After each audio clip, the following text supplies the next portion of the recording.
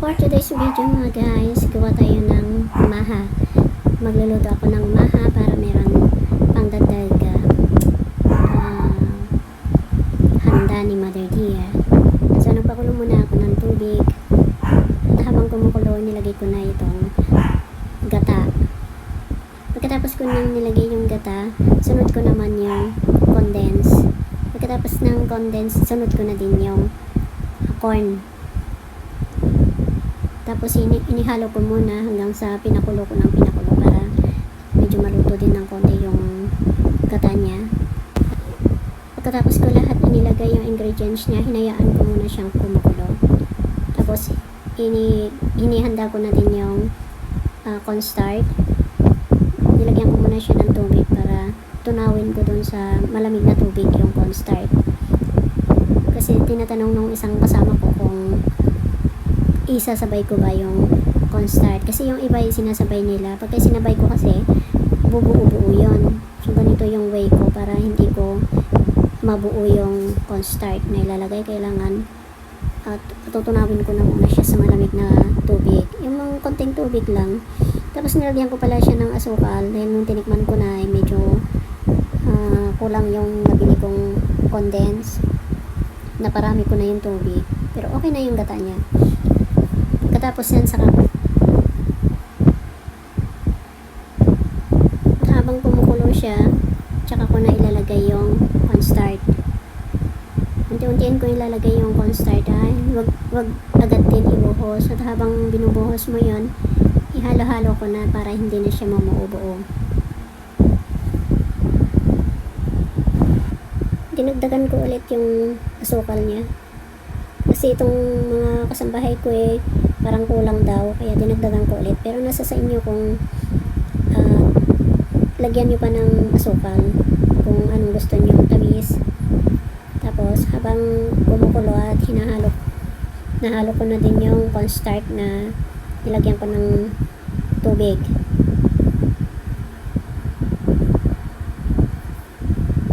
Ilalagay ko na kasi natunaw na siya. At habang ibubuhos nyo, ganito ang ginagawa ko. Habang ibinubuhos, hahalo, sabay mo na din ihalo para hindi siya mamumuo. Madali lang naman, ganito lang. Tapos ilang ikot lang siguro yung panghalo ko na okay na siya. Mabilis lang maluto ito kasi cornstarch na siya.